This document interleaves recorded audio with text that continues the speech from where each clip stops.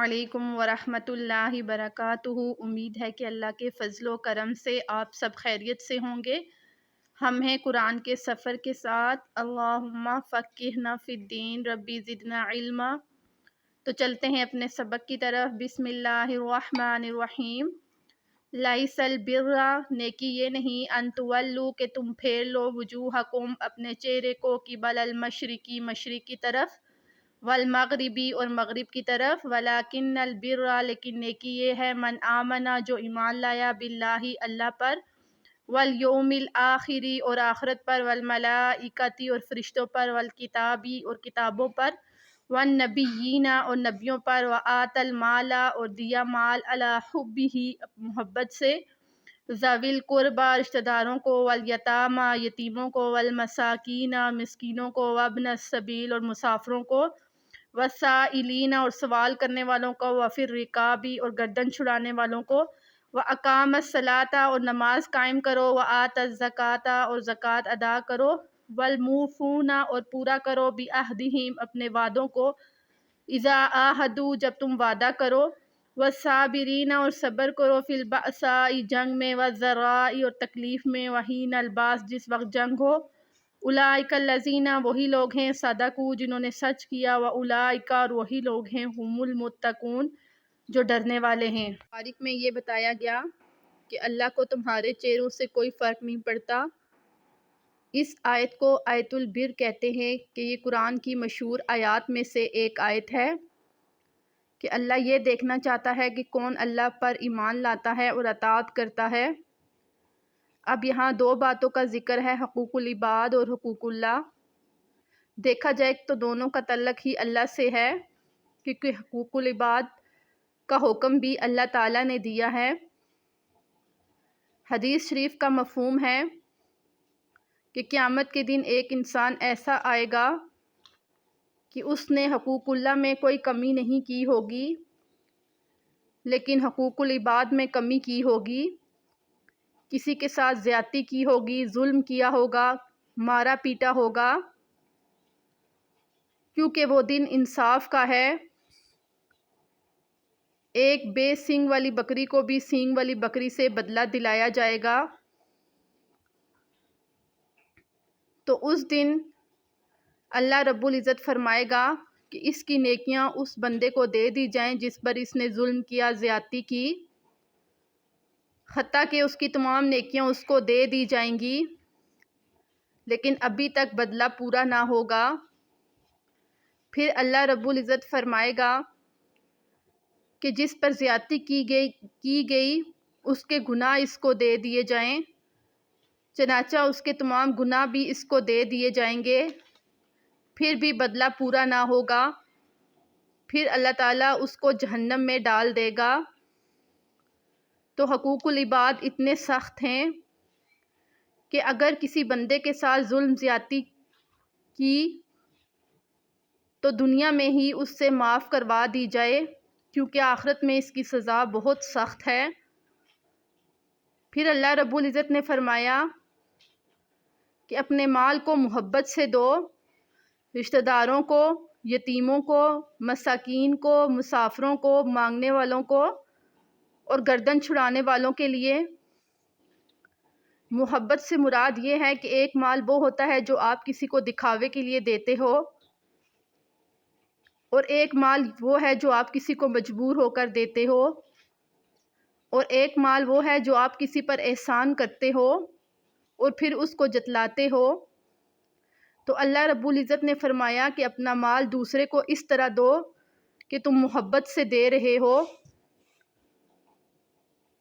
پھر اللہ رب العزت نے فرمایا کہ نماز کو ادا کرو اس کے وقت پر،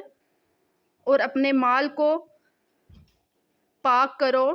یعنی اپنے مال میں سے زکوٰۃ دو۔ جب تک تم اپنے مال میں سے زکوٰۃ نہیں نکالتے وہ مال تم پر حرام ہے۔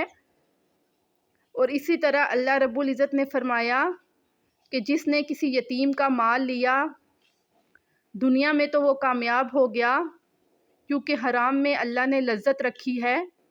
لیکن آخرت میں اس کے پیٹ میں آگ کو ڈال دیا جائے گا۔ ایک اور صورت میں اللہ رب العزت فرماتا ہے کہ نہیں وہ کسی یتیم کا مال لیتے لیکن آخرت میں اپنے پیٹوں میں آگ بھرتے ہیں۔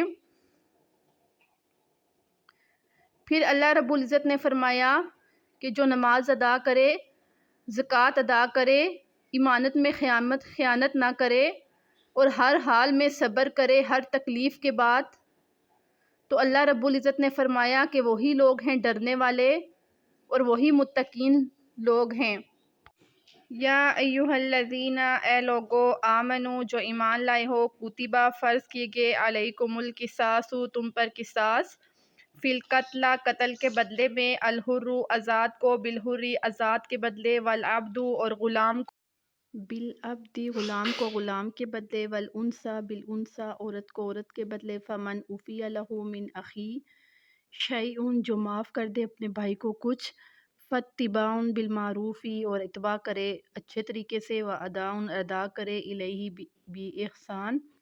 احسان کے ساتھ، ذالک، تخفیف، یہ ہلکا ہے، من ربکم، تیرے رب کی طرف سے، ورحمۃ، اور رحمت ہے، فمن اعتدی، پس جو زیادتی کرے، بعد ذالک، اس کے بعد، فلہ، اس کے لیے، عذاب، عذاب ہے، علیم، دردناک، وَلَکُمْ، اور تمہارے لیے، فی القصاص، قصاص میں، حیات، زندگی ہے، یا اولی الالباب، اے عقل والو، لعلکم، شاید کہ تم، تتقون، پرہیزگار بن جاؤ۔ اب اس آیت مبارک میں یہ بتایا کہ زمانہ جاہلیت میں آزاد کے بدلے غلام کو قتل کیا جاتا تھا۔ پھر یہ آیت مبارک نازل ہوئی کہ جو قتل کرے اس کے بدلے میں اسی کو قتل کر دیا جائے، آزاد کو آزاد کے بدلے، غلام کو غلام کے بدلے۔ اگر کوئی صلح صفائی کے ساتھ دیت دینا چاہے تو آپ صلی اللہ علیہ وسلم کے زمانے میں دیت 100 اونٹ تھے، اس اعتبار سے آج 100 اونٹوں کی قیمت 2 کروڑ ہے۔ اللہ رب العزت نے فرمایا کہ یہ اس لیے رکھا تاکہ تم خدا سے ڈرو اور تقوی اختیار کرو۔ پھر اللہ رب العزت نے فرمایا، کتب علیکم، فرض ہے تم پر، اذا حضر، جب حاضر ہو، احدکم الموت، تمہارے پاس موت، ان تارکا، کہ چھوڑ دے، خیرن، بہتر ہے، الوصیۃ، وصیت، للوالدین، والدین کے لیے، والاقربین، رشتہ داروں کے لیے، بالمعروف، اچھے طریقے سے، حقاً، حق ہے، علی المتقین، ڈرنے والوں کے لیے، فمن بدلہ، پس جو تبدیل کرے، بعد ما سمعہ، جو اس نے سنا، فانما اسمہ، پس اس کا گناہ، علی الذین، ان لوگوں پر ہے،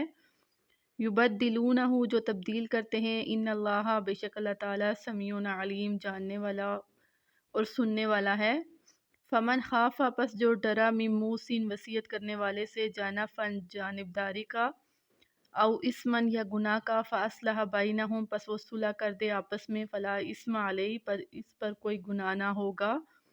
ان اللہ، بے شک اللہ تعالیٰ، غفور الرحیم، بخشنے والا، رحم فرمانے والا ہے۔ اب اس آیت میں یہ بتایا گیا ہے کہ مرنے والا وصیت کر جائے، لیکن یہ آیت منسوخ ہے۔ اللہ تعالیٰ نے سورۃ النساء میں احکام وراثت کے بتا دیے کہ اگر کوئی شخص مر جائے تو اس کے تمام مال میں سے 1/6 اس کے والدین کے لیے ہے اور 1/8 اس کی بیوی کے لیے ہے، اور اگر مرنے والے کے بچے ہوں تو بیٹے کے لیے 2 حصے اور بیٹی کے لیے 1 حصہ، اور اگر مرنے والے نے خود وصیت کی اور کسی کے حصے میں زیادتی کر دی تو جس کو اس نے وصیت کی اس کو چاہیے کہ شریعت کے مطابق مال کو تقسیم کرے، اس میں کوئی حرج نہیں۔ اسی کے ساتھ اپنا درس ختم کرتے ہیں، انشاءاللہ اگلے درس میں پھر ملیں گے۔ تمت بالخیر، اللہ حافظ۔